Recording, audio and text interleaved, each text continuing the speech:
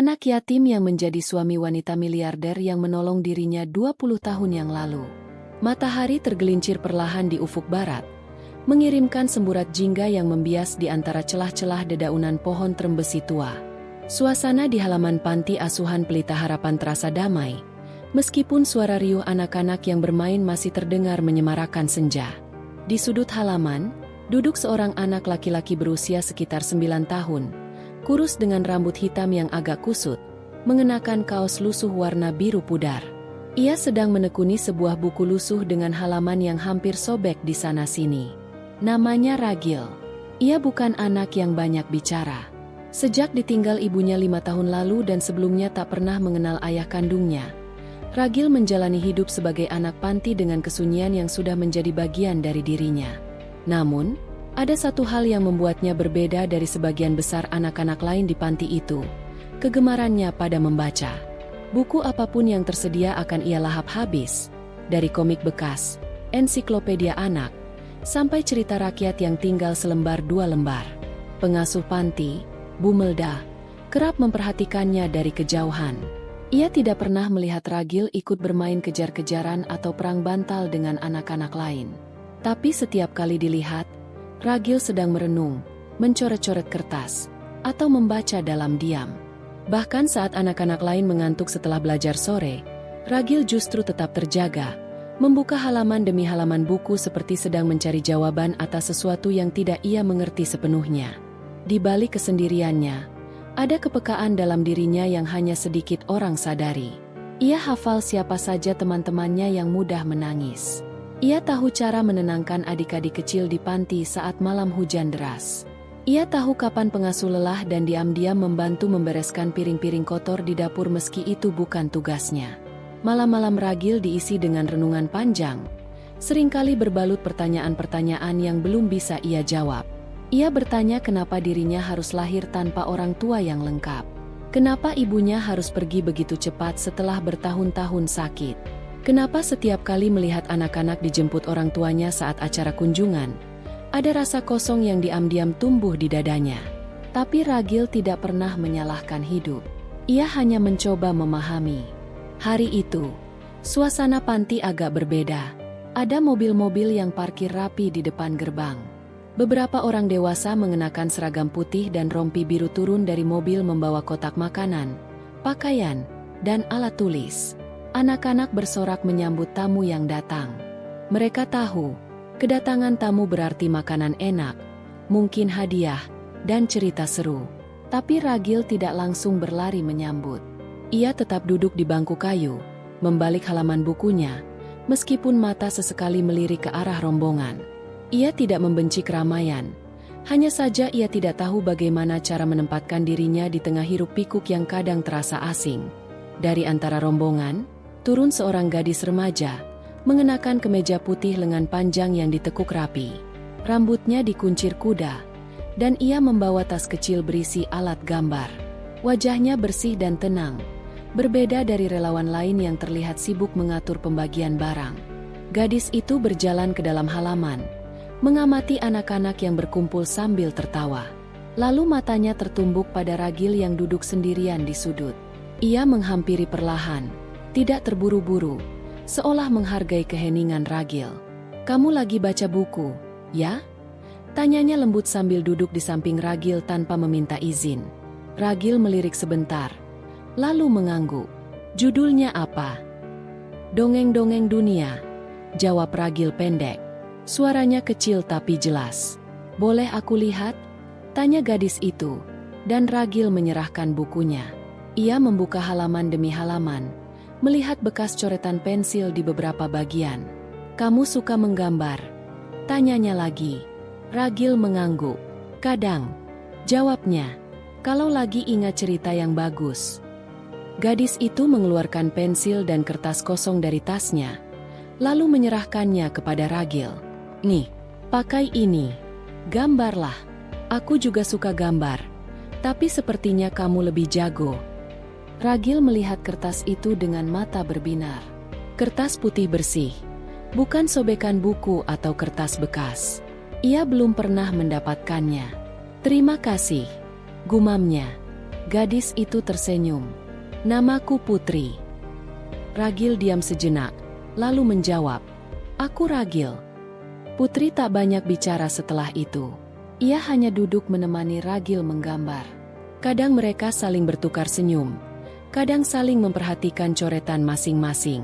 Saat relawan lain sibuk mendata dan menyapa anak-anak, Putri justru merasa ia sedang berbagi sesuatu yang lebih bermakna dengan anak kecil bernama Ragil itu. Menjelang sore, saat rombongan bersiap pulang, Putri menuliskan sesuatu di belakang kertas kosong yang ia berikan tadi, dan menyelipkan sebatang pensil warna biru. Simpen ini, ya. Jangan berhenti menggambar. Jangan berhenti baca. Siapa tahu suatu hari kamu bisa menulis dongengmu sendiri. Ragil mengangguk pelan. Ada rasa hangat di dadanya yang belum ia kenal sebelumnya. Ia tidak tahu kenapa. Setelah rombongan pergi, ia menyimpan pensil itu seperti harta karun. Ia tidak langsung memakainya, hanya menggenggam dan menatap tulisan tangan di kertas kecil itu. Tulisan sederhana, kamu berharga. Dunia butuh orang sepertimu. Waktu berjalan. Ragil tumbuh pelan-pelan. Tahun demi tahun diwarnai kerja keras, perjuangan belajar, dan ketekunan yang tak banyak orang saksikan. Tapi satu hal yang tidak pernah ia lupakan. Seorang gadis remaja yang datang dalam senja, memberi pensil, dan berkata bahwa dunia butuh dirinya. Ia tidak tahu siapa putri itu, dari mana asalnya, atau kemana perginya. Tapi setiap kali hidup terasa berat, ia selalu teringat senyumnya. Senyum yang tidak memandangnya sebagai anak yatim miskin yang harus dikasihani, melainkan sebagai anak kecil dengan cahaya di dalam dada. Ragil tidak pernah tahu bahwa pertemuan singkat itu akan mengubah jalan hidupnya. Tidak saat itu. Dan Putri pun tak pernah menyangka, 2 dekade kemudian, anak kecil dengan mata teduh itu akan hadir kembali dalam hidupnya. Bukan sebagai anak panti, tapi sebagai lelaki dewasa yang membawa sesuatu yang bahkan lebih berharga dari semua kekayaan yang ia miliki. Langit pagi di kota Yogyakarta terlihat bersih. Awan bergumpal tipis di kejauhan. Sinar mentari menyapu atap-atap bangunan tua dan trotoar yang masih sedikit basah akibat hujan semalam. Di sudut gang kecil di kawasan Jetis, seorang remaja laki-laki berseragam abu-abu berdiri di depan gerbang rumah bercat krem, memegang ransel lusuh yang sudah tidak bisa dirapatkan resletingnya. Ragil, kini berusia 17 tahun, siswa kelas 2 SMA negeri, baru saja menyelesaikan doa paginya. Ia menarik napas panjang dan menyeka keringat tipis di pelipis meski udara masih sejuk. Di dalam tasnya ada buku-buku bekas yang ia dapat dari bazar murah dan perpustakaan keliling. Sebagian bahkan hanya hasil fotokopi. Tapi itu tak jadi soal. Ia sudah terbiasa menghadapi keterbatasan tanpa mengeluh. Hidup di panti asuhan sejak kecil membentuk Ragil jadi pribadi yang mandiri dan tak mudah menyerah. Ia selalu bangun sebelum azan subuh, membantu di dapur panti, membersihkan lantai aula, dan seringkali mencuci pakaian anak-anak yang lebih kecil tanpa diminta. Disiplin dan empatinya membuat pengurus panti memberinya kepercayaan lebih. Bahkan kadang ia yang mencatat laporan keuangan bulanan panti dengan rapi dalam buku tulis bergaris. Hari itu, ia akan mengikuti seleksi olimpiade tingkat kota. Bidangnya, sastra. Ia tak pernah mengira akan tertarik pada puisi dan esai. Tapi sejak mulai membaca karya-karya Hairil Anwar dan Sapardi Djoko Damono, sesuatu dalam dirinya seolah bangkit. Ia mulai menulis larik-larik pendek di balik kertas fotokopian, kadang di belakang struk belanja, kadang di sampul bekas buku tulis. Guru bahasa Indonesia di sekolahnya, Pak Sutarno, membaca salah satu puisinya secara tak sengaja saat Ragil menulis diam-diam di belakang kelas. Sejak saat itu, Pak Sutarno memberinya akses ke perpustakaan guru, bahkan meminjamkan buku-buku sastra lama dari koleksi pribadinya. Ia pun mengusulkan Ragil ikut seleksi, meskipun awalnya Ragil ragu. Di aula balai kota, puluhan siswa dari sekolah-sekolah terbaik Yogyakarta duduk berjejer rapi. Beberapa membawa laptop, ada pula yang terlihat sibuk menyiapkan catatan. Ragil duduk di bangku ujung, mengenakan seragamnya yang sudah agak pudar warnanya. Tak membawa apa-apa selain pulpen dan keyakinan bahwa ia harus mencoba. "Nama kamu siapa?" tanya panitia dengan suara cepat saat registrasi. "Ragil." "Sekolah?" SMA Negeri 9. Panitia mengangguk, menyerahkan lembar soal dan selembar kertas kosong untuk menulis esai. Tema bebas. Waktu 1,5 jam. Bahasa Indonesia. Gunakan tulisan tangan. Ragil duduk, membaca tema, lalu menghela napas pelan. Tangannya mulai bergerak. Kata-kata mengalir. Tidak terburu-buru, tapi penuh makna. Ia menulis tentang rasa kehilangan, bukan sebagai kesedihan, tapi sebagai ruang kosong yang bisa diisi harapan. Ia tidak memakai kata-kata berbunga, hanya kalimat jujur yang datang dari luka yang pernah tumbuh dan bertahan di dalam dirinya. Selesai lomba, Ragil pulang dengan langkah ringan. Ia tidak berharap menang. Baginya, bisa menulis dan menyampaikan isi hatinya saja sudah cukup melegakan. Tapi diam-diam, ada nyala kecil yang mulai tumbuh di dalam dada. Nyala yang belum ia tahu akan membawanya kemana. 3 minggu kemudian, pagi di panti kembali ramai. Bu Melda membagikan roti isi kepada anak-anak kecil sambil sesekali menyapu keringat. Di tengah keributan suara anak-anak berebut minuman susu, telepon panti berdering. Ragil yang sedang menyapu aula buru-buru mengangkat. "Halo, Panti Asuhan Pelita Harapan," ucapnya sopan. "Saya bicara dengan Ragil?" Suara di seberang terdengar tegas. Laki-laki, agak berat. "Iya, saya sendiri. Saya dari Dinas Pendidikan Kota. Selamat, kamu juara pertama lomba esai bulan lalu. Esaimu akan diterbitkan di Buletin Sastra. Dan kamu akan diundang dalam acara pertemuan pelajar berprestasi akhir bulan ini di Hotel Beringharjo." Suara Ragil tercekat. Ia mengucapkan terima kasih pelan, bahkan nyaris terbata. Setelah menutup telepon, ia terduduk diam. Ini pertama kalinya namanya disebut secara resmi oleh lembaga di luar sekolah atau panti. Untuk pertama kalinya, ia merasa keberadaannya benar-benar diperhatikan. Hari pertemuan itu tiba. Ragil datang mengenakan batik pinjaman milik Pak Sutarno. Sepatunya mengkilap hasil disemir semalaman. Ia berdiri canggung di lobi hotel megah dengan langit-langit tinggi dan lampu gantung bergemerlap. Beberapa tamu penting lewat di depannya, mengenakan jas dan gaun malam. Acara dimulai. Ragil duduk di baris tengah, mendengarkan sambutan dari kepala dinas, guru besar sastra, dan tokoh-tokoh muda inspiratif. Di panggung, tampil juga seorang pembicara tamu yang tak asing di dunia bisnis Indonesia.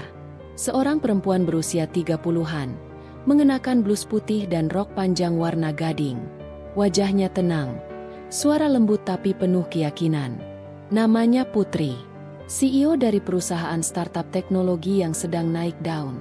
Ia dikenal bukan hanya karena kekayaannya, tapi juga karena program filantropi yang ia jalankan di berbagai kota, khususnya untuk pendidikan anak-anak tak mampu. Ragil memandangi wajah perempuan itu dengan rasa seperti deja vu. Ia tak tahu kenapa jantungnya berdegup sedikit lebih cepat. Ada kenangan samar yang menggeliat pelan dari dasar pikirannya. Kenangan yang seperti kabur ditelan waktu. Ia mengamati mata perempuan itu, senyumnya, caranya bicara. Lalu entah mengapa, Ragil merasa pernah melihatnya. Bukan baru-baru ini, tapi jauh sekali, bertahun-tahun lalu. Setelah acara, peserta diberi kesempatan menyapa pembicara. Ragil berdiri dalam antrian. Tangannya dingin. Saat tiba gilirannya, ia menatap Putri dan berkata lirih, "Apakah 20 tahun lalu, Anda pernah datang ke Panti Asuhan Pelita Harapan?" Putri menoleh dengan wajah terkejut. Ragil mengeluarkan secari kertas kecil dari dompet tuanya. Kertas yang sudah mulai kusam, dengan tulisan tangan yang sudah agak pudar. "Kamu berharga. Dunia butuh orang sepertimu." Putri menatap kertas itu, lalu menatap wajah Ragil. Ia seperti menahan napas. "Kamu, Ragil?" bisiknya, nyaris tak terdengar. Ragil mengangguk pelan. Pandangan mereka bertemu, dan dalam sekejap, waktu seperti berhenti. Orang-orang berlalu lalang di sekeliling, tapi mereka berdua berdiri di sana dalam keheningan, seperti dua titik yang akhirnya menemukan garis penghubung setelah berpuluh-puluh tahun berjalan sendiri-sendiri. Mereka tidak tahu apa yang akan terjadi setelah itu. Tapi keduanya tahu, Pertemuan itu bukanlah kebetulan. Dan dalam dada Ragil, ada rasa yang baru mulai tumbuh. Sesuatu yang belum bisa ia beri nama. Tapi ia yakin, perjalanannya baru saja dimulai. Pagi itu, Ragil duduk di sisi jendela kamarnya di panti, masih mengenakan pakaian formal dari acara malam sebelumnya. Wajahnya belum sepenuhnya lepas dari kekagetan. Angin pagi membawa bau tanah basah sisa gerimis malam, menyusup pelan ke sela jendela kayu yang sudah mulai lapuk. Tapi pikirannya melayang jauh, kembali ke ruang pertemuan semalam. Pertemuan dengan Putri bukan sekadar kejutan.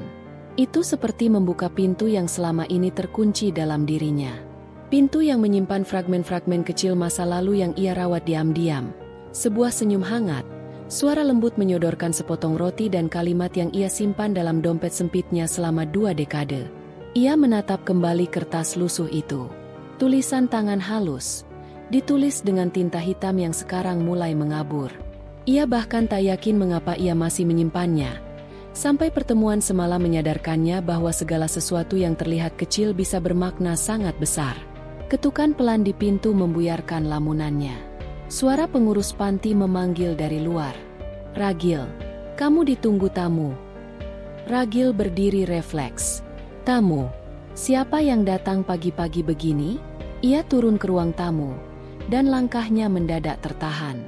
Duduk di sofa coklat tua yang sudah mulai usang, sosok itu tampak anggun dan tenang. Putri, mengenakan kemeja sederhana dan celana panjang krem.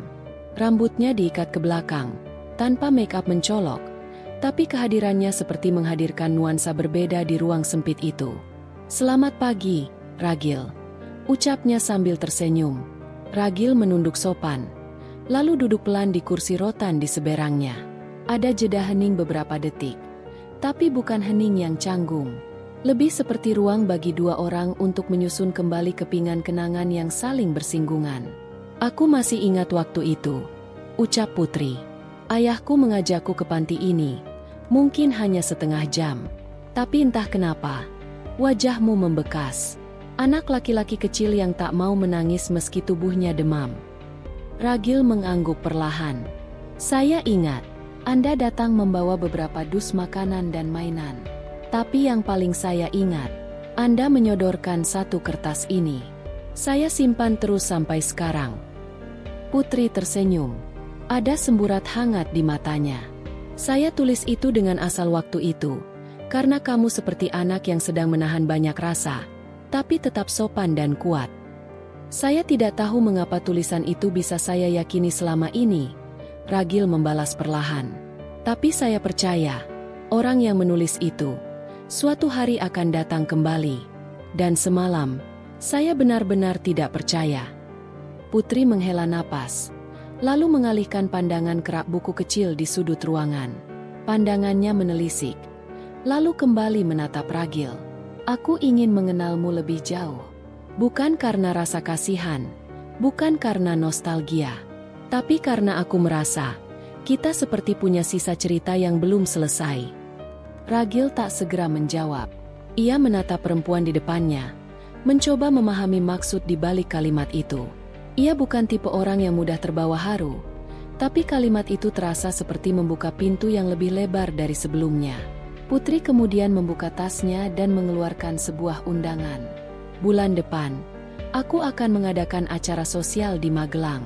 Sebuah konferensi kecil tentang pendidikan dan teknologi. Aku ingin kamu datang. Bukan sebagai peserta, tapi sebagai salah satu pembicara." Ragil sontak menegang. "Saya? Membicara di depan umum? Aku sudah membaca esaimu. Bukan hanya yang diikut-sertakan lomba, tapi beberapa tulisan lain yang kutemukan di buletin sekolah. Kamu punya cara menyampaikan cerita yang jujur dan menyentuh. Aku ingin orang-orang mendengar perspektifmu." Ragil menunduk. Ia merasa tidak cukup layak. Tapi di saat yang sama, hatinya berdebar. "Aku tahu kamu ragu. Tapi kesempatan bukan selalu datang saat kita siap. Kadang justru kesempatanlah yang membuat kita jadi siap." Ia tidak bisa membantah kata-kata itu. Ia merasa seperti kembali menjadi anak kecil yang diberi roti hangat saat perutnya kosong.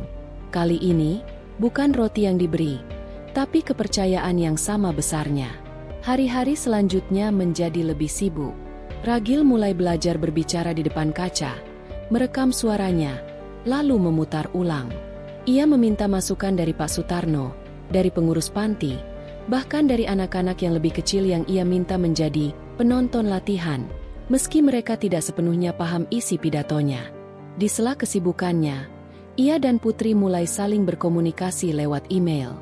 Awalnya hanya seputar acara dan teknis presentasi, tapi perlahan, obrolan mereka berkembang. Putri menceritakan bagaimana ia menjalani hidup sejak ayahnya meninggal, bagaimana ia terjun ke dunia bisnis, dan bagaimana ia masih sering merindukan kesederhanaan masa lalu. Ragil bercerita tentang kehidupannya di panti, tentang malam-malam yang dingin saat lampu padam dan anak-anak kecil menangis, tentang bagaimana ia diam-diam menyisihkan uang saku sekolah untuk membeli seragam bekas bagi adik panti yang baru masuk, tentang perjuangannya menolak putus sekolah saat pengurus panti hampir menyerah karena dana tidak cukup. Keduanya saling membaca cerita satu sama lain, dan di antara kata-kata yang mereka tukar, terbangun jembatan yang tidak terlihat. Bukan jembatan dari harta atau status, tapi jembatan dari kepedulian yang saling menemukan jalan. Hari konferensi pun tiba. Di sebuah aula sederhana di Magelang, puluhan peserta duduk rapi. Di antara mereka, para guru, kepala sekolah, aktivis pendidikan, dan beberapa tokoh komunitas muda. Putri berdiri di sisi podium, menyambut peserta dengan ramah. Kemudian giliran Ragil. Ia melangkah ke depan panggung. Kemeja putih yang ia kenakan disetrika sendiri semalam. Nafasnya sempat bergetar. Tapi saat melihat wajah Putri yang mengangguk pelan dari bangku barisan depan, ia merasa cukup kuat untuk memulai. Pidatonya bukan tentang angka statistik atau data pendidikan. Ia bercerita tentang mimpi. Tentang anak-anak yang setiap malam tidur dengan perut kosong tapi tetap bisa tertawa. Tentang harapan yang tumbuh dari sisa buku bekas. Tentang bagaimana satu kalimat di selembar kertas bisa menyelamatkan keyakinan seseorang selama 20 tahun. Aula menjadi senyap. Beberapa orang bahkan menunduk. Matanya berkaca. Bukan karena kalimat Ragil dibuat-buat, tapi karena apa yang ia sampaikan datang dari tempat yang begitu nyata. Setelah pidato selesai, tepuk tangan mengisi ruangan. Putri berdiri paling awal. Wajahnya penuh kebanggaan. Ia menatap Ragil seperti seseorang yang akhirnya menemukan kembali potongan hatinya yang hilang. Setelah acara, di halaman belakang gedung, mereka duduk berdua sambil meminum teh hangat. "Aku tak pernah menyangka kamu akan berbicara sekuat itu," kata Putri. Ragil tersenyum. "Saya pun tak pernah menyangka Anda akan kembali dalam hidup saya." Putri menggeleng pelan. "Mungkin kita tak pernah benar-benar berpisah. Hanya menunggu waktu untuk bertemu kembali dalam bentuk yang berbeda." Mata mereka bertemu. Ada keheningan yang hangat. Tidak tergesa. Tidak dibuat-buat. Di kejauhan, langit mulai berubah jingga. Waktu bergulir tanpa terasa. Tapi di antara dua orang itu, terasa seperti baru saja dimulai. Seminggu setelah konferensi itu, pagi-pagi buta, Ragil kembali ke kamar kecilnya di panti. Udara lembab dan aroma kayu tua yang sudah biasa ia hirup kembali menyambut. Meskipun hanya seminggu, segala sesuatu terasa berbeda. Suara lantai kayu yang berderit, bunyi gagang pintu yang macet, hingga suara anak-anak yang mulai bangun dan berebut kamar mandi, semua seperti menegaskan satu hal. Ragil telah melangkah ke dimensi hidup yang tak lagi sama seperti sebelumnya. Di tengah kesibukan pagi, Ragil duduk di sisi ranjangnya yang menghadap ke tembok. Ia membuka laptop usangnya, lalu membaca ulang pesan email dari Putri yang masuk semalam. "Ragil, minggu depan aku akan ke Semarang. Aku akan ikut rapat pemegang saham salah satu cabang perusahaan. Kalau kamu ada waktu, aku ingin kita bertemu sebentar, bukan sebagai pembicara dan penyelenggara, tapi sebagai dua teman lama yang akhirnya bisa ngobrol santai." Ada satu bagian dari isi email itu yang membuat jantungnya berdetak pelan tapi jelas. Dua teman lama. Kalimat sederhana, tapi bagi Ragil yang tak pernah mengenal arti hubungan dekat dengan siapapun, itu seperti surat dari tempat yang asing tapi menyenangkan. Beberapa hari kemudian, seperti yang sudah dijanjikan, Putri tiba di Semarang. Ia tidak datang dengan iring-iringan mewah atau rombongan asisten. Hanya satu mobil pribadi dan sopir. Bahkan saat Ragil menjemputnya di sebuah kafe dekat kampus, ia sudah duduk lebih dulu sambil menikmati jus jeruk. Ragil sempat bingung memilih tempat duduk, tapi Putri menunjuk kursi di seberangnya sambil tersenyum. Tidak ada batasan, tidak ada protokol. Semua terasa biasa, bahkan akrab. "Senang kamu bisa datang," ucap Putri. Ragil membalas dengan anggukan. "Saya yang lebih senang. Saya pikir Anda akan terlalu sibuk untuk urusan kecil seperti ini." Putri tertawa kecil. "Kamu menganggap waktu bersamamu itu urusan kecil?" Pertanyaan itu membuat Ragil kehilangan kata-kata. Bukan karena ia tak tahu harus menjawab apa, tapi karena jujur saja, tidak ada satupun manusia yang pernah menanyakan hal seperti itu padanya. "Dulu waktu kecil, kamu tipe anak yang diam dan sulit ditebak," lanjut Putri. "Sekarang sudah dewasa, kamu masih tetap pendiam, tapi kamu sudah bisa membaca suasana dengan cara yang tidak banyak orang bisa." Ragil hanya tersenyum tipis. Ia tahu itu pujian, tapi ia belum cukup terbiasa untuk menanggapi pujian secara luas. "Kamu ingat," Putri berkata pelan, "waktu pertama kali kita bertemu, kamu tidak mau memakan kue yang aku beri, padahal aku lihat kamu sangat lapar. Karena saya malu. Saya pikir Anda hanya akan kasih lalu pergi. Jadi saya tidak mau terlihat serakah. Dan tetap saja kamu ambil akhirnya," sahut Putri sambil tersenyum lebar. "Setelah aku tinggal pergi, kamu sembunyi-sembunyi makan di balik tembok dapur." Ragil tertawa pelan. "Saya tidak tahu Anda melihatnya." "Aku ingat semua yang terlihat tulus, Gil," jawab Putri, menatap lurus ke matanya. "Bahkan lebih dari hal-hal yang besar dan mencolok. Karena justru yang kecil itu seringkali bertahan lebih lama di kepala." Percakapan itu mengalir tanpa hambatan. Mereka bicara soal masa kecil, makanan favorit, buku yang disukai, bahkan hal-hal sepele seperti ketakutan terhadap petir atau hobi memungut kertas dari jalan. Mereka tertawa, saling mengingat, dan saling mengenal lebih jauh. Sejak hari itu, hubungan mereka semakin intens. Tapi bukan intens dalam bentuk romansa murahan seperti dalam dongeng. Bukan pula dalam bentuk permainan perasaan yang dramatis. Hubungan mereka tumbuh seperti tanaman liar di halaman rumah, tak disirami secara khusus, tapi tetap tumbuh karena ada cahaya dan waktu. Ragil perlahan menyadari bahwa Putri bukan sekadar perempuan dermawan yang pernah menolongnya. Ia adalah pribadi yang sangat memperhatikan detail, sangat selektif dalam berteman, tapi sekaligus punya sisi jenaka yang tak banyak orang tahu. Putri, di balik rah bisnis dan jabatan CEO-nya, adalah seseorang yang sangat suka menyusun ulang buku di perpustakaan rumahnya setiap Sabtu pagi. Ia bahkan masih menulis jurnal harian dengan pulpen, bukan laptop. Sebaliknya, Putri pun mulai mengenal sisi Ragil yang berbeda dari kebanyakan pria seusianya.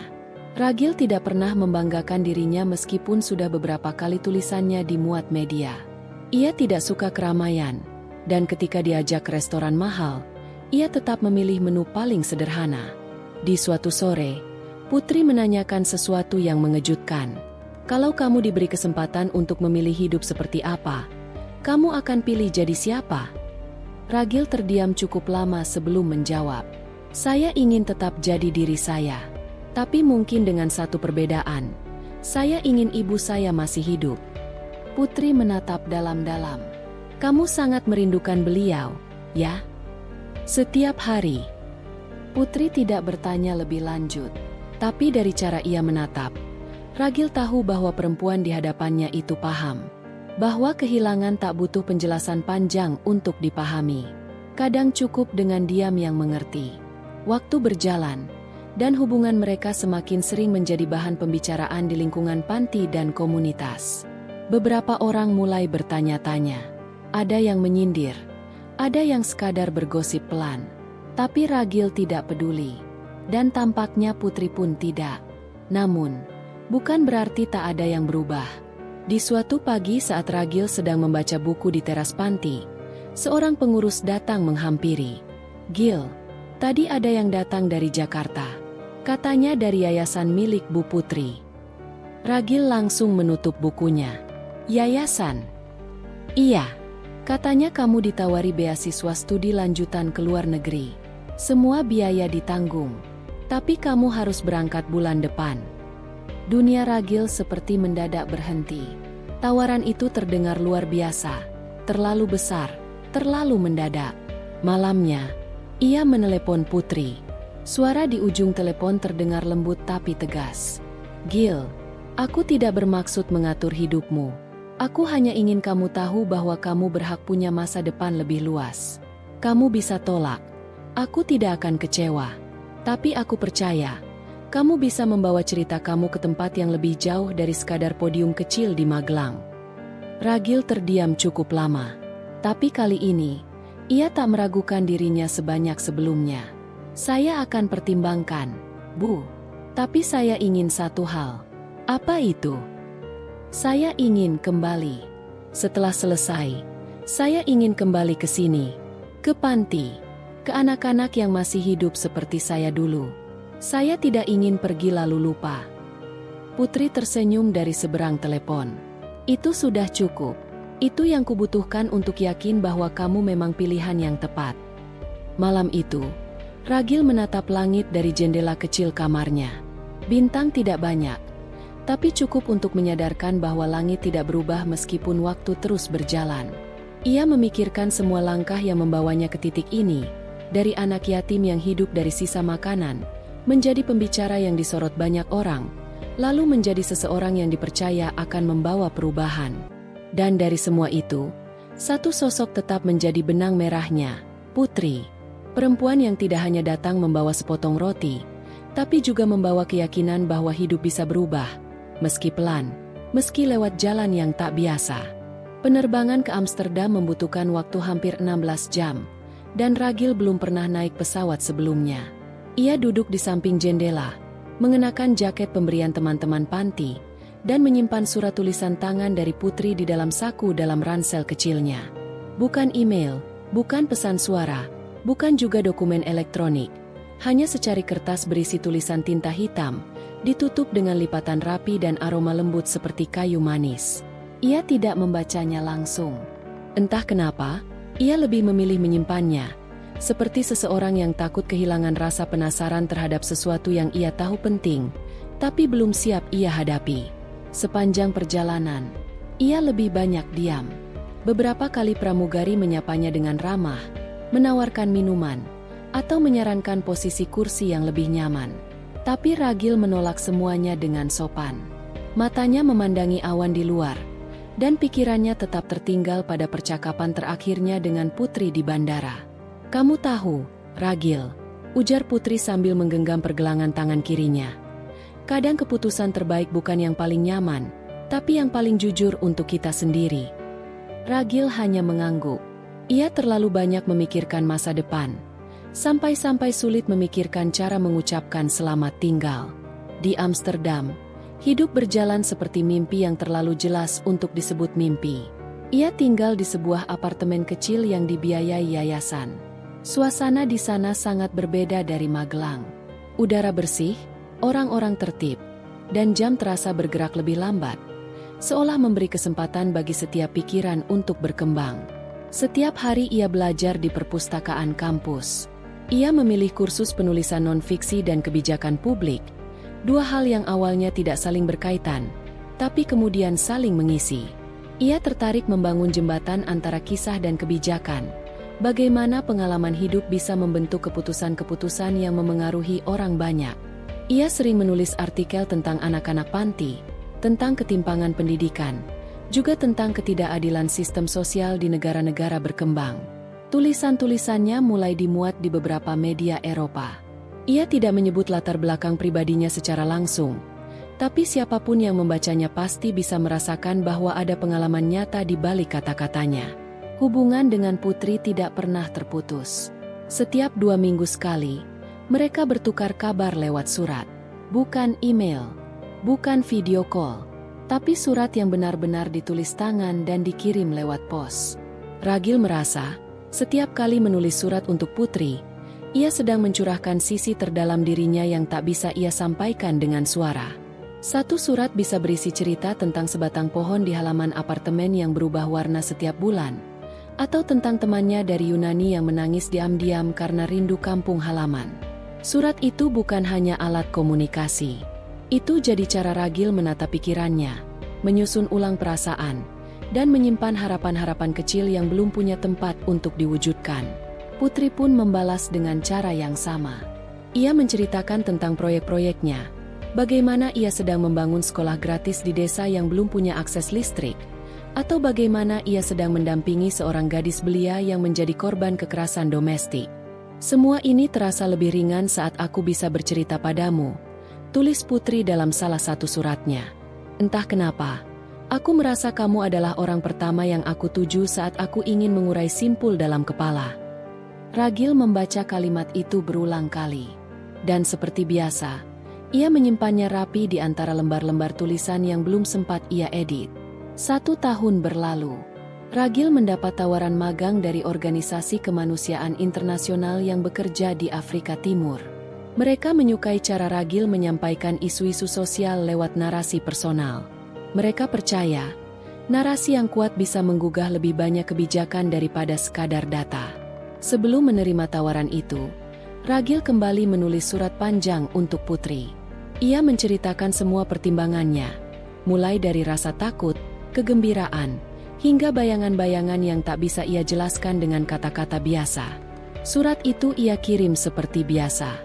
Tapi 3 minggu kemudian, ia belum juga menerima balasan. Ia menunggu lagi, menunggu dengan hati yang mulai gamang. Dalam hidupnya, ini kali pertama Putri tidak membalas surat dalam waktu lama. 4 minggu berlalu, 5, 6, hingga akhirnya, pada minggu ke-7, ia menerima sebuah amplop coklat bersegel merah tua. Isinya hanya 1 kertas. Tulisan Putri masih sama, lembut, rapi, dan tegas. Ragil, maaf jika aku lambat membalas. Aku tidak sedang sakit, tidak pula pergi jauh. Tapi aku sedang menyadari bahwa semakin dekat aku padamu, semakin sulit bagiku untuk menulis dengan hati yang jernih. Aku bukan lagi sekadar wanita yang menolong seorang anak di panti. Aku bukan lagi dermawan yang berdiri jauh di atas podium. Aku mulai merasa, setiap kali membaca suratmu, aku ingin menulis bukan untuk membalas, tapi untuk menemukan diriku sendiri. Mungkin aku mulai rindu, bukan hanya pada tulisanmu, tapi padamu yang nyata. Aku tahu ini tidak semestinya terjadi. Tapi aku juga tahu, rasa yang jujur tidak butuh izin untuk tumbuh. Ragil memegang surat itu lama sekali. Ia membacanya puluhan kali, tapi tidak langsung menanggapi. Ia justru diam. Dan diam itu bukan karena bingung, tapi karena ia sedang mencoba menyatukan suara hati dan suara akal dalam dirinya. 2 bulan kemudian, Ragil pulang. Ia menyelesaikan masa magangnya lebih cepat. Ia kembali ke Indonesia tanpa memberitahu siapapun, termasuk Putri. Saat tiba di Bandara Soekarno-Hatta, ia hanya membawa 1 koper kecil dan 2 buku catatan. Ia tidak langsung ke Jakarta. Ia menuju Yogyakarta, lalu ke Magelang. Ia singgah di panti asuhan untuk mencium tangan pengurus lama yang kini sudah sepuh. Ia duduk di bangku kayu di bawah pohon mangga yang dulu sering ia panjat diam-diam. Lalu, ia menulis surat, bukan untuk Putri, tapi untuk dirinya sendiri.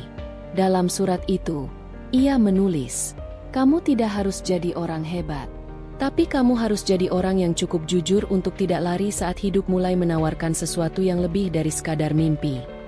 3 hari kemudian, ia berangkat ke Jakarta. Ia mendatangi kantor pusat yayasan milik Putri, tapi tidak langsung menemuinya. Ia hanya menitipkan sebuah buku kecil. Sampulnya putih polos, tanpa judul. Di dalamnya, ada salinan semua surat yang pernah ia tulis untuk Putri selama 2 tahun terakhir. Di halaman terakhir, ada catatan kecil.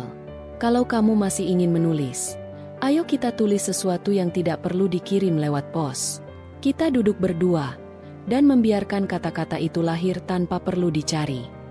2 hari setelah itu, Putri menelpon. Ia tidak mengatakan apa-apa. Ragil pun diam. Tapi keheningan itu cukup. Keheningan itu menjawab.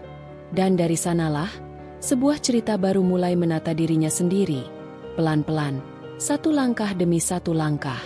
Putri tidak langsung mengajak Ragil bertemu di kantor yayasan. Meski ia tahu pria itu telah meninggalkan buku putih berisi semua suratnya. Ia tidak tahu harus menyikapi bagaimana perasaan yang membuncah setelah membaca halaman terakhir buku itu. Di sana, tidak ada gombalan, tidak ada permohonan, tidak ada paksaan.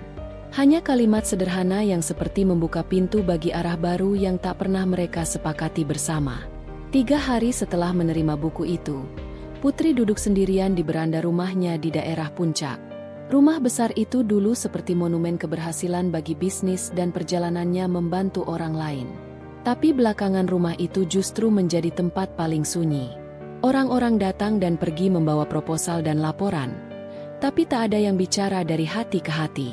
Hari itu, ia mengambil telepon genggamnya dan menekan nama yang sudah ia simpan sejak lama tapi tak pernah ia hubungi. Ragil mengangkat dalam satu dering. "Aku ada di Jakarta," katanya pelan. "Kalau kamu ingin bertemu, aku bisa kemanapun kamu mau." Putri sempat terdiam. Ia bisa saja menyuruh Ragil datang malam itu juga. Tapi entah kenapa, ia ingin pertemuan itu bukan terjadi di kantor, bukan juga di rumah megahnya. "Ada satu tempat," ujar Putri. "Dulu aku sering ke sana saat baru mulai kerja, saat aku belum jadi siapa-siapa." "Aku ikut saja," jawab Ragil. Tempat itu bukan restoran mewah, bukan juga kafe dengan pencahayaan artistik. Hanya sebuah warung makan di tepi rel kereta, di daerah Jakarta Selatan. Meja-mejanya dari kayu biasa.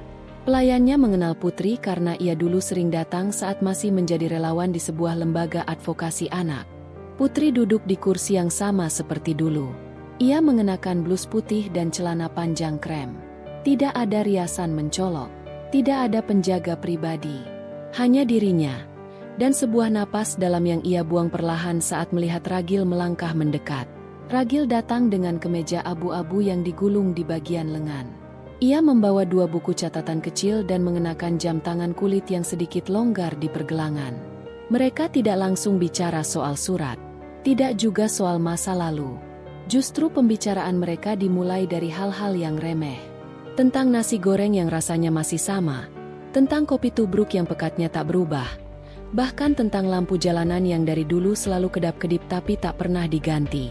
"Kamu berubah," kata Putri sambil menatapnya. "Tapi entah kenapa, aku merasa kamu masih punya cara diam yang sama." "Aku cuma mencoba jujur," kata Ragil. "Dan aku tahu, kalau aku langsung bicara tentang perasaan, aku pasti tidak akan bisa mengucapkannya dengan baik." Putri tersenyum. "Mungkin itu yang bikin aku selalu menunggu suratmu." Mereka makan perlahan, tak tergesa. Setiap suapan seolah menjadi penghubung antara jarak waktu yang selama ini mereka biarkan menggantung. Ketika pelayan mengantarkan teh manis panas, Putri akhirnya menyentuh ujung buku kecil yang diletakkan Ragil di atas meja. "Kamu masih menulis?" tanyanya. "Setiap hari," jawab Ragil. "Tapi tidak semua tulisan bisa aku tunjukkan." "Kenapa?" "Karena ada yang aku tulis untuk didengar, bukan dibaca." Putri menunduk sejenak. Ia tidak langsung menjawab.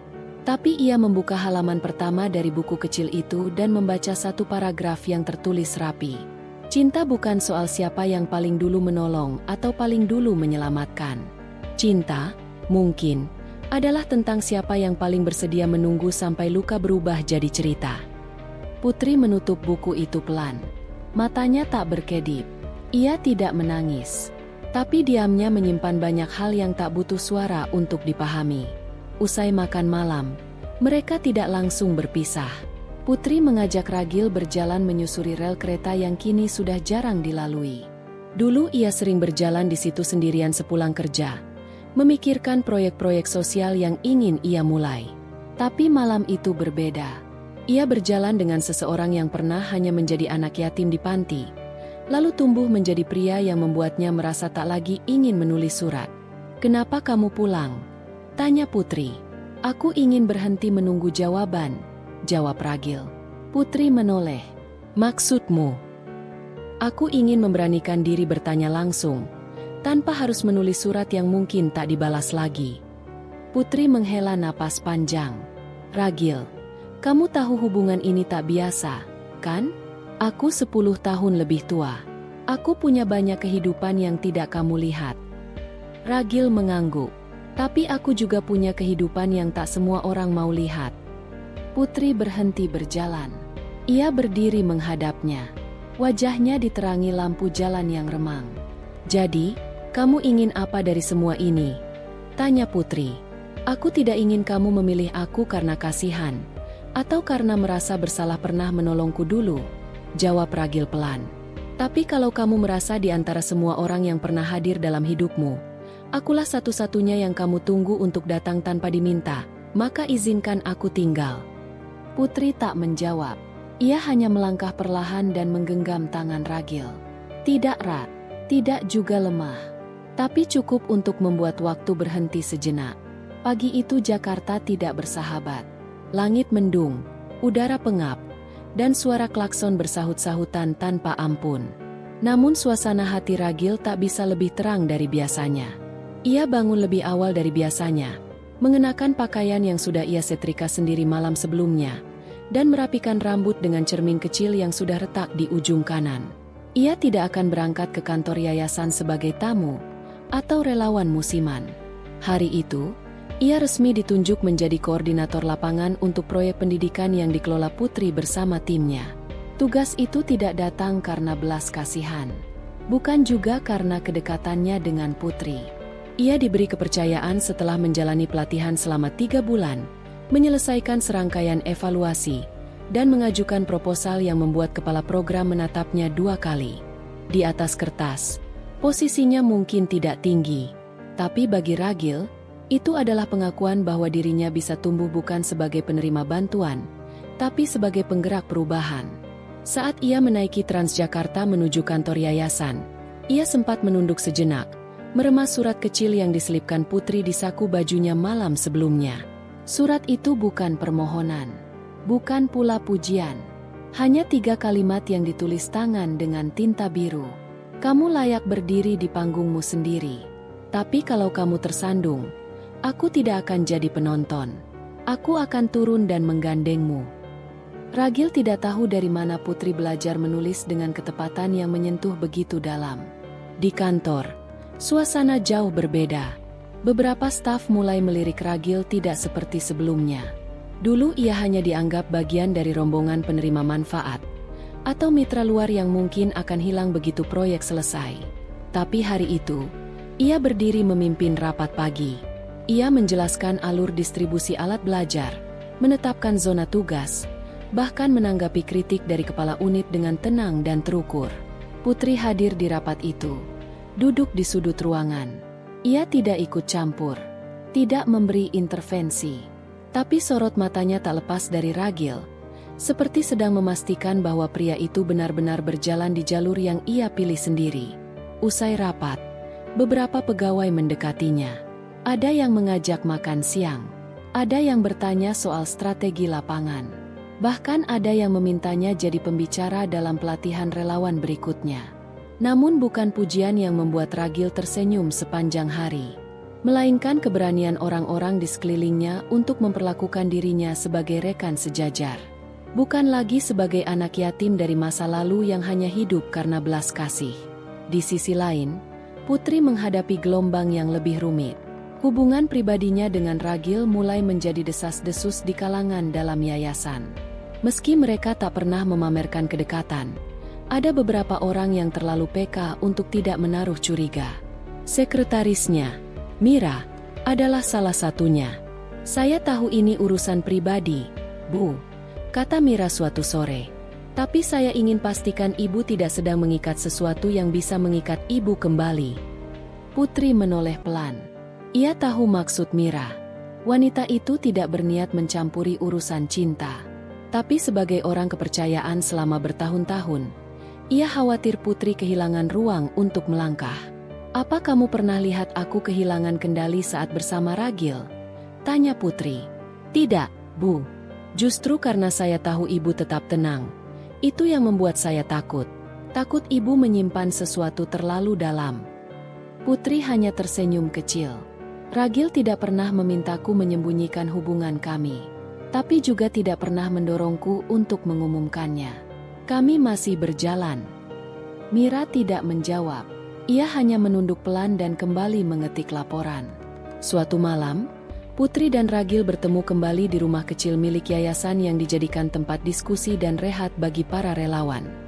Tidak ada siapa-siapa di sana selain mereka berdua. Hujan turun deras di luar, dan suara petir sesekali membuat lampu redup sejenak. Putri menyeduh 2 cangkir coklat panas. Ragil duduk di sofa, menunggu sambil membuka catatan kecil yang selalu ia bawa. Kali ini ia menulis, bukan untuk mencatat, tapi untuk menata ulang pikirannya sendiri. Putri duduk di seberangnya, menyerahkan secangkir coklat, lalu bertanya pelan, "Kamu merasa nyaman berada di dunia yang dulu tak pernah kamu kenal?" Ragil menatapnya. "Dulu, aku pikir dunia ini hanya untuk mereka yang lahir dengan akses. Tapi ternyata dunia ini juga bisa ditembus, asal kita tahu jalan sunyinya." Putri menyandarkan kepala di kursi. "Kamu tidak lelah berjalan sendiri?" "Aku tidak sendiri lagi sekarang." Jawaban itu membuat ruangan hening sejenak. Tak ada yang perlu ditambahkan. Karena apa yang Ragil ucapkan bukan untuk menyentuh hati Putri, tapi untuk memastikan dirinya tak lagi merasa ditinggalkan dunia. Beberapa minggu kemudian, yayasan mengadakan pelatihan besar di luar kota. Ragil ditunjuk sebagai penanggung jawab utama. Ia harus mengatur akomodasi, menyusun kurikulum pelatihan, dan menjaga dinamika peserta agar tetap sehat. Tantangan itu tidak kecil, tapi ia menerimanya tanpa ragu. Putri tidak ikut dalam perjalanan itu. Ia memilih tinggal di Jakarta, mengawasi proyek lain. Tapi ia menyelipkan sebuah pesan singkat lewat email. "Kalau kamu bisa menyelesaikan ini dengan caramu sendiri, aku akan percaya kamu siap untuk hal yang lebih besar." Ragil membaca email itu berkali-kali. Ia tidak mencari pujian. Tapi setiap kali Putri percaya padanya, ia merasa hidupnya diperpanjang. Pelatihan itu sukses. Para peserta menilai materi berjalan lancar. Waktu tidak molor. Bahkan relawan dari luar negeri memberi apresiasi atas kesiapan tim lapangan. Namun yang membuat Ragil paling bahagia adalah satu malam di akhir pelatihan, ketika ia duduk sendirian di tepi danau, dan telepon genggamnya berdering. "Itu Putri. Saya dengar kamu berhasil." Suaranya terdengar hangat. "Semua karena tim," jawab Ragil. Putri diam sejenak. Lalu ia berkata, "Kapan kamu punya waktu?" "Untuk apa?" "Aku ingin ajak kamu ke tempat yang belum pernah kamu datangi. Tapi tempat itu penting buat aku." Ragil tersenyum, walau Putri tak bisa melihat. "Aku siap kapan saja." Tempat itu bukan gedung megah, bukan pula resort mewah. Putri membawanya ke sebuah makam tua di pinggiran Bogor. Di sana tertulis nama lengkap seorang perempuan yang membuat Ragil terdiam cukup lama. "Sulastri, ibuku," ujar Putri pelan. "Beliau yang mengajarkan aku bahwa hidup bukan untuk dikumpulkan, tapi untuk dibagikan." Ragil menunduk, berdoa dalam hati. Di makam itu, Putri bercerita panjang tentang masa kecilnya, tentang kemiskinan, tentang bagaimana ibunya menyekolahkan 3 anak sendirian setelah ditinggal suami, dan tentang janji Putri kepada mendiang ibunya untuk selalu menolong siapapun yang pernah merasa ditinggalkan dunia. "Termasuk kamu," ujarnya lirih. Ragil mengangguk. "Termasuk aku." Mereka berdiri dalam hening. Di tengah udara sejuk pegunungan, hanya ada satu perasaan yang mengalir seperti sungai. Kedekatan yang tidak lagi butuh kata cinta untuk diakui. Hari-hari berikutnya menjadi babak baru. Ragil mulai dipercaya memimpin tim proyek. Ia diajak berdiskusi dengan pemangku kebijakan. Namanya masuk dalam daftar tokoh muda yang berdampak dalam gerakan sosial.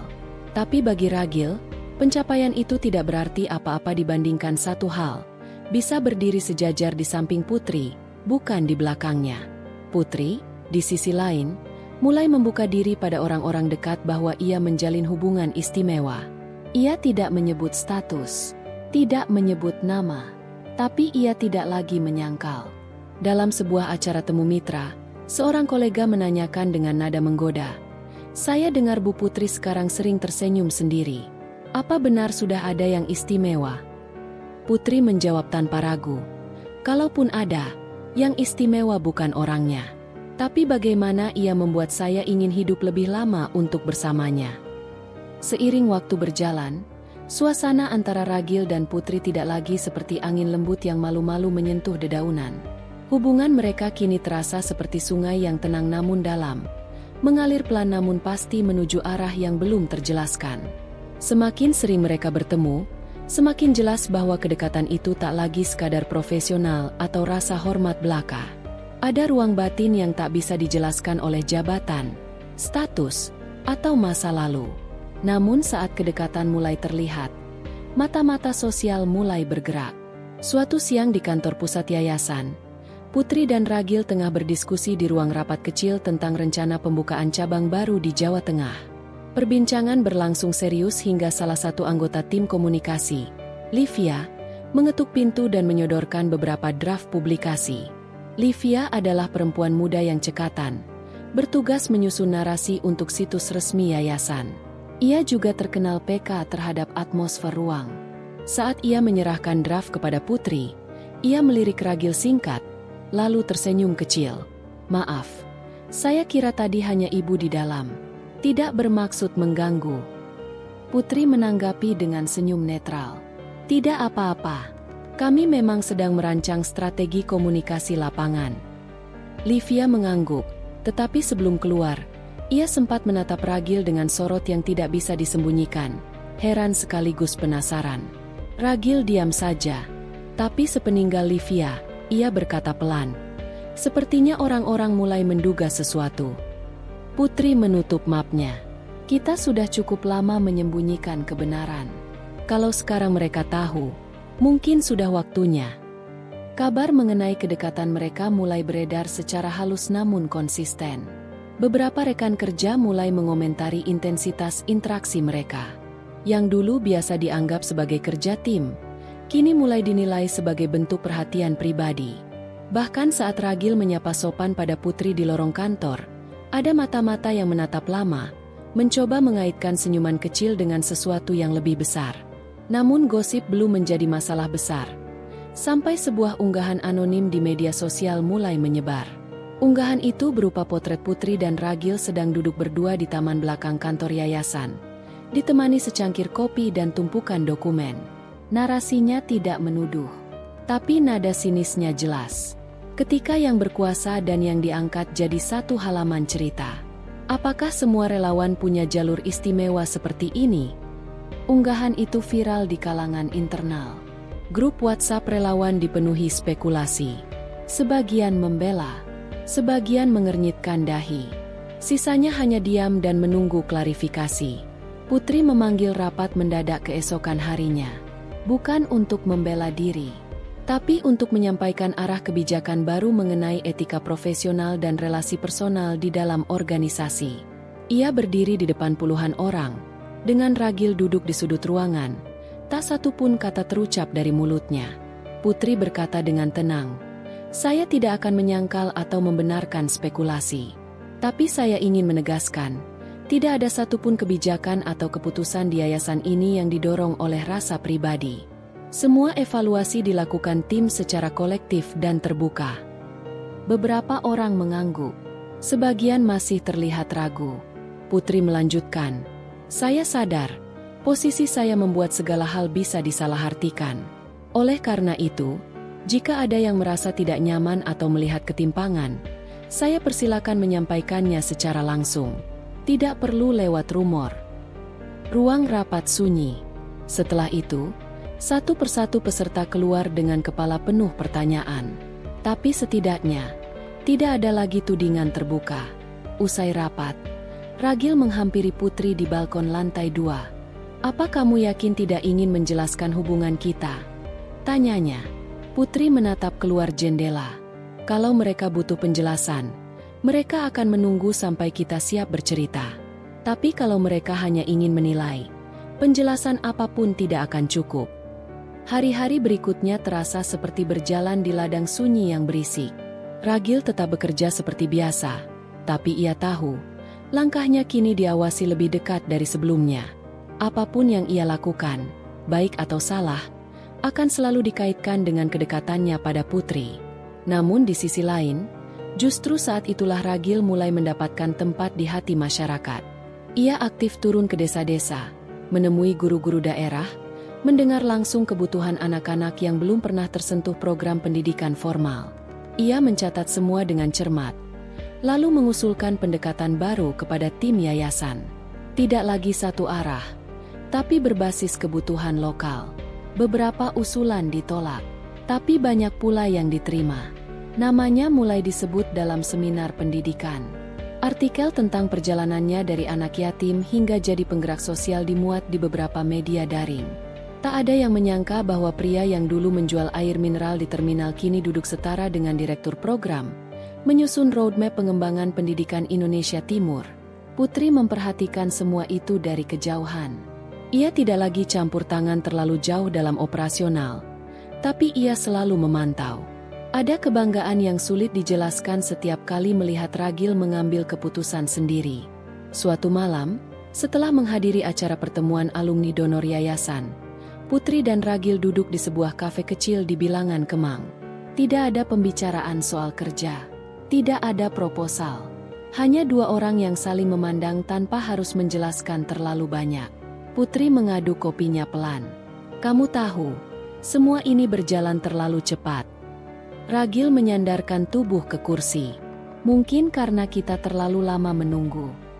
Putri tersenyum tipis. "Apa kamu tidak takut? Hidupmu sekarang mulai stabil. Namamu mulai dikenal. Kalau kamu dekat denganku, kamu juga bisa dijatuhkan dengan cara yang sama." Ragil menggeleng pelan. "Dulu aku takut, tapi sekarang, aku lebih takut kehilangan seseorang yang membuatku berani." Beberapa minggu kemudian, Putri menerima undangan berbicara di Konferensi Internasional Pendidikan di Singapura. Ia diundang sebagai pembicara utama, membawakan tema tentang kolaborasi sektor swasta dan gerakan sosial dalam membangun pendidikan inklusif. Putri meminta izin pada Ragil, "Kalau kamu bersedia, aku ingin kamu ikut ke konferensi ini. Bukan sebagai pendamping, tapi sebagai panelis pendampingku." Ragil sempat terdiam. "Apa kamu yakin? Ini acara besar." Putri menjawab mantap. "Aku yakin kamu akan menunjukkan bahwa kamu bukan sekadar seseorang yang dibantu, tapi seseorang yang kini bisa membantu dunia." Perjalanan ke Singapura menjadi babak baru. Saat Putri memperkenalkan Ragil di hadapan ratusan peserta konferensi sebagai salah satu pejuang pendidikan paling jujur yang pernah aku temui, tepuk tangan panjang menggema di ruangan itu.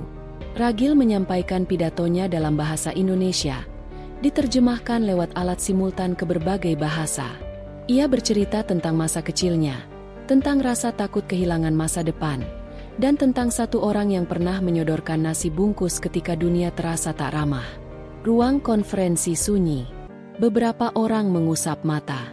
Seorang profesor dari Eropa mendekatinya setelah sesi, menepuk bahunya, dan berkata, "Kamu membuat pendidikan terasa seperti urusan hati, bukan hanya kurikulum." Sekembalinya dari Singapura, hubungan Ragil dan Putri tak lagi bisa disembunyikan.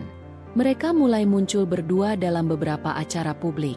Tidak dengan gaya pamer, tapi juga tidak berusaha menghindar.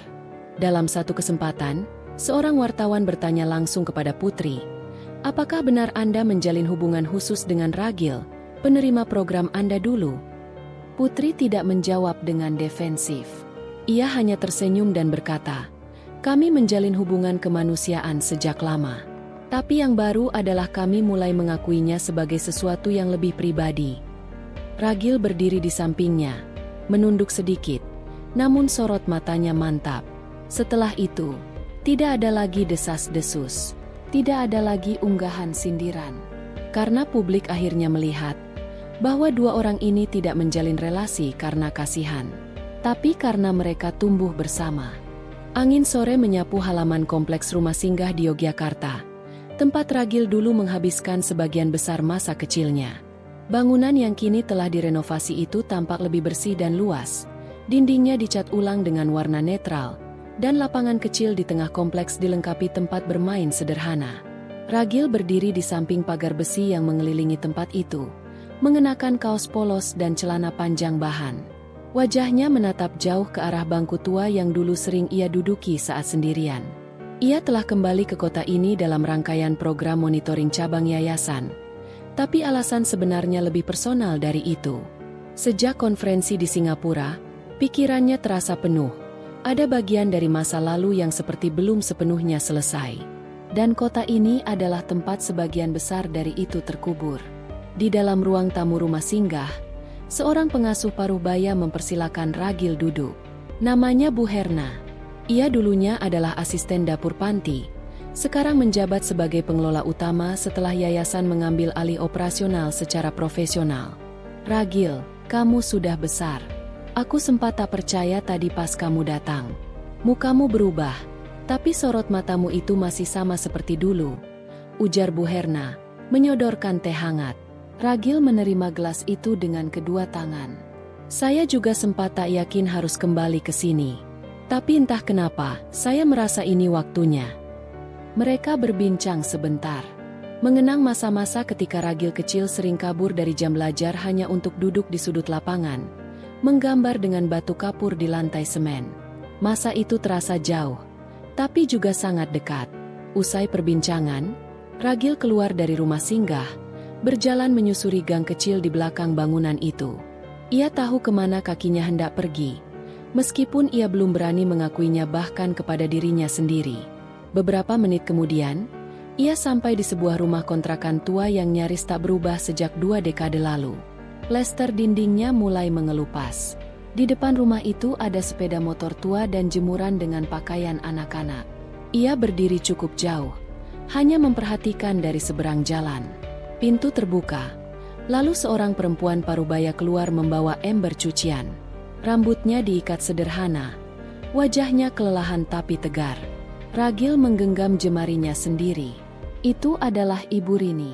Bukan ibu kandungnya, tapi seseorang yang dulu menampungnya saat ia baru keluar dari panti karena usia. Seseorang yang pernah memberinya tempat tidur meski hanya beralaskan tikar.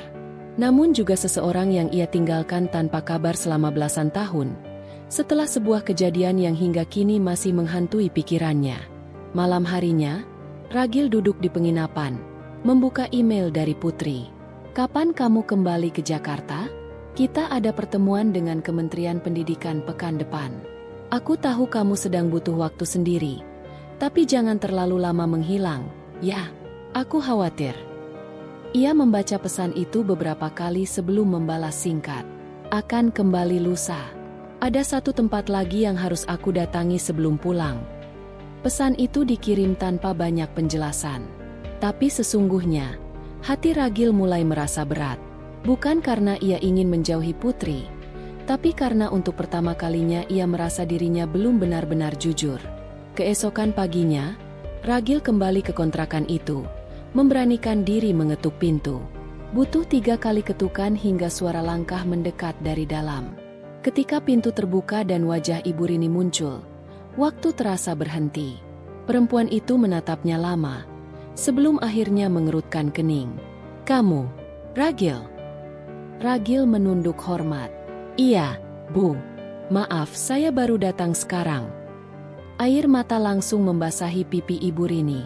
Ia tidak berkata apa-apa, hanya membuka pintu lebih lebar dan menarik Ragil masuk seperti anaknya sendiri yang baru pulang dari perjalanan panjang. Di dalam rumah, tak banyak berubah. Dinding penuh tempelan kalender lama, meja plastik dengan bekas gosong rokok, dan foto-foto usang di atas rak kayu. Seorang anak kecil, sekitar usia 7 tahun, mengintip dari balik kamar. Ragil menatapnya, lalu kembali ke Ibu Rini. Anak saya yang bungsu, kata Ibu Rini, mengikuti tatapan Ragil. Ragil mengangguk pelan. Lalu suasana hening. Sampai akhirnya Ibu Rini berkata, kenapa kamu pergi dulu tanpa pamit? Kami mencarimu. Bahkan bapakmu, yang bukan bapak kandungmu itu, sempat keliling kampung menanyakan kamu. Ragil menghela napas dalam. Saya takut, Bu. Setelah kejadian malam itu, saya merasa tidak pantas tinggal di sini. Saya tidak ingin merepotkan ibu dan keluarga. Malam yang dimaksud adalah ketika ia dipukuli oleh seorang pemuda kampung karena disangka mencuri dompet.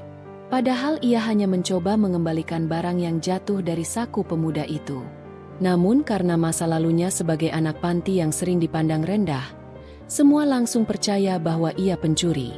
Malam itu, demi melindunginya, Ibu Rini melawan tetangga yang menuduh. Tapi sejak itu, sikap warga sekitar berubah.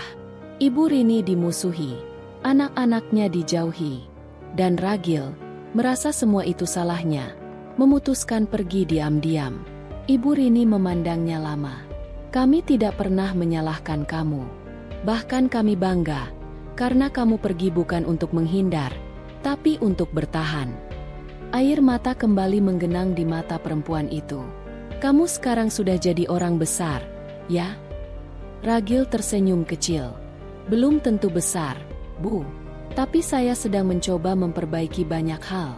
2 hari kemudian, Ragil kembali ke Jakarta. Ia membawa 2 oleh-oleh kecil dari Yogyakarta, foto lama yang ditemukan Bu Herna di laci arsip rumah singgah, dan sapu tangan kain yang dijahit Ibu Rini sendiri sebagai kenang-kenangan. Ketika ia tiba di ruang kerja Putri, perempuan itu langsung menghampirinya. Aku senang kamu kembali tepat waktu. Ragil mengangguk. Aku juga lega akhirnya kembali. Putri menatap wajahnya dalam-dalam. Kamu terlihat berbeda, tapi dengan cara yang baik. Ragil tak segera menjawab. Ia mengeluarkan 2 benda dari tasnya, foto dan sapu tangan. Lalu berkata pelan, aku belum pernah benar-benar cerita semuanya padamu. Tapi aku rasa, waktunya sudah tiba. Putri memandangi benda-benda itu, lalu menarik kursi, duduk, dan menatap Ragil penuh perhatian. Aku siap mendengar kapanpun kamu siap. Dan untuk pertama kalinya sejak kedekatan mereka dimulai, Ragil menceritakan semua yang tidak pernah ia bagi. Tentang malam ketika ia meninggalkan rumah Ibu Rini, tentang rasa bersalah yang terus membebani, dan tentang bagaimana ketakutan masa kecil membuatnya selalu merasa tidak layak untuk seseorang seperti Putri. Ketika cerita itu selesai, Putri tidak berkata apa-apa. Ia hanya meraih tangan Ragil, menggenggamnya erat.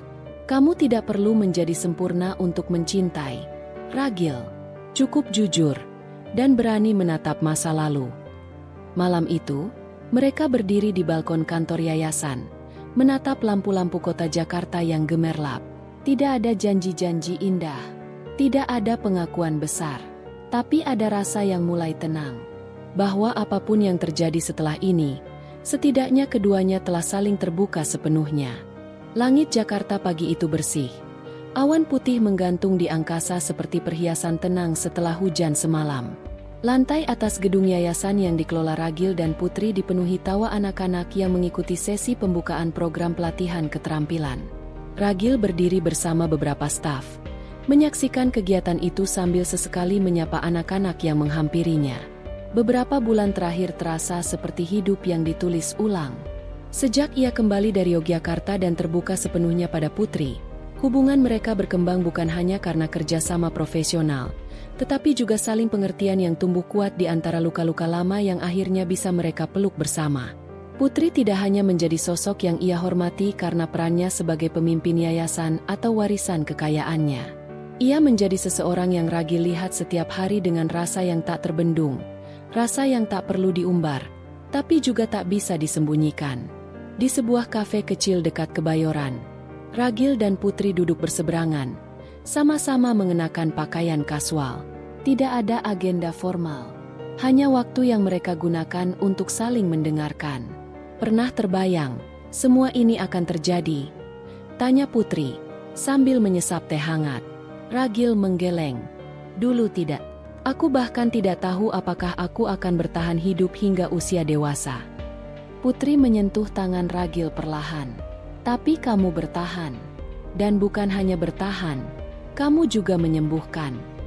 Ragil menatapnya dalam-dalam. Kamu juga. Senyum Putri tumbuh dari sudut bibir, hangat dan tulus. Kita saling menyembuhkan. Hubungan mereka mulai menjadi perbincangan di media ketika paparazzi memotret mereka keluar dari hotel usai menghadiri seminar internasional tentang pendidikan dan kemiskinan struktural. Foto itu menjadi viral di internet karena mengaitkan dua sosok yang dari luar tampak sangat berbeda. Ragil, mantan anak panti asuhan, kini menjalin hubungan dekat dengan Putri Damarjati, miliarder dermawan dan pewaris tunggal Imperium Damarjati Group. Judul-judul semacam itu muncul di banyak media daring. Sebagian membangun narasi positif tentang perjalanan hidup Ragil, sebagian lagi menyodorkan sudut pandang skeptis, mempertanyakan motif dan latar belakang. Tapi keduanya sudah jauh melampaui tahap peduli pada omongan orang luar.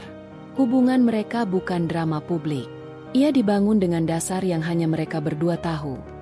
Waktu, pengalaman, dan keberanian untuk jujur. Di sebuah acara gala dinner yang diadakan yayasan di ballroom Hotel Mulia, Putri berdiri di podium untuk menyampaikan pidato penutup. Gaun sederhana warna emas pucat yang ia kenakan membuatnya tampil menawan tanpa berlebihan. Setelah bicara soal prestasi yayasan, ia berhenti sebentar dan tersenyum ke arah Ragil yang duduk di barisan depan. Beberapa tahun lalu, saya percaya hidup saya sudah cukup, tapi ternyata kebahagiaan sejati tidak datang dari jumlah uang, penghargaan, atau kekayaan keluarga. Kebahagiaan datang dari rasa percaya.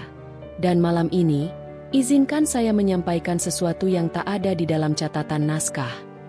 Semua yang hadir mulai memperhatikan lebih serius. Putri menatap Ragil dengan tatapan yang tenang namun tegas. Selama ini saya menyimpan kisah tentang seorang anak kecil yang saya temui 20 tahun lalu. Anak itu berdiri di pinggir jalan dengan mata penuh harap, tetapi tubuh penuh luka. Saya tidak tahu bahwa 20 tahun kemudian, saya akan duduk bersama anak itu, berbagi hidup, tanggung jawab, dan impian. Ia menarik napas, lalu melanjutkan. Saya mencintai pria itu, bukan karena siapa dia sekarang, tapi karena siapa dia bahkan sebelum dunia mengenalnya. Dan malam ini, saya ingin semua orang tahu bahwa saya akan menikah dengannya. Gema tepuk tangan memenuhi ruangan. Kilatan kamera berdesing, dan beberapa tamu berdiri memberi standing ovation. Ragil terdiam beberapa saat, tidak karena ragu, tapi karena matanya mulai basah. Ia berdiri perlahan, berjalan menuju podium, dan ketika sampai, ia menggenggam tangan Putri. Semua orang yang dulu mengenalku sebagai anak yatim pasti tidak pernah membayangkan momen ini. Tapi disinilah aku berdiri, bukan karena kebetulan, tapi karena ada satu orang yang memilih tidak menutup matanya ketika melihatku, Putri. Ia memandang ke seluruh ruangan. Aku menerima cintamu, dan aku akan menjaganya seumur hidupku. Beberapa bulan setelah pengumuman itu, pernikahan mereka berlangsung di tempat yang tak terduga. Rumah singgah di Yogyakarta. Di taman kecil tempat anak-anak bermain, mereka mengucap janji sederhana di bawah pohon ketapang besar yang dulu sering jadi tempat Ragil bersembunyi dari dunia. Anak-anak dari panti, para pengasuh, dan warga sekitar menjadi saksi. Tak ada gaun mewah, tak ada pesta berlebihan. Hanya dua insan yang saling menemukan kembali di tempat asal luka, yang kini menjadi rumah. Setahun kemudian, Ragil dan Putri menetap di rumah lama peninggalan keluarga Putri, tapi sebagian waktu mereka habiskan berkeliling Indonesia, membuka cabang-cabang rumah belajar untuk anak-anak dari keluarga tak mampu. Di satu siang yang panas di Bima, mereka duduk di bawah pohon rindang sambil mengamati kelas belajar membaca. Seorang anak kecil mendekat dan bertanya pada Ragil, "Om, dulu Om juga gak bisa baca?" Ragil tertawa pelan. "Iya. Waktu kecil Om juga gak bisa baca, tapi Om ketemu orang baik yang bantu Om belajar." Anak itu mengangguk. "Kayak Tante Putri, ya?" Putri yang mendengarnya dari samping tersenyum. "Tante gak cuma bantu Om Ragil. Om Ragil juga bantu Tante untuk percaya lagi sama hidup." Waktu berlalu, tapi mereka tetap memilih sederhana. Tak ada rumah dengan pagar tinggi atau pesta ulang tahun besar-besaran. Tapi di setiap tempat yang mereka kunjungi, di setiap anak yang mereka dampingi, selalu ada benih harapan yang mereka tanam bersama. Ragil, yang dulu merasa dirinya cuma anak tak berguna dari lorong gelap masa lalu, kini menjadi cahaya bagi ribuan anak. Dan Putri, yang sejak lama merasa kesepian di balik dinding kemewahan, menemukan rumah di dalam jiwa lelaki yang dulu ia tolong, tapi kemudian menjadi penolong baginya. Kisah mereka bukan tentang bagaimana hidup memberi keajaiban begitu saja, tapi tentang bagaimana luka bisa berubah menjadi jembatan, dan masa lalu bukan untuk dilupakan, melainkan untuk disembuhkan bersama.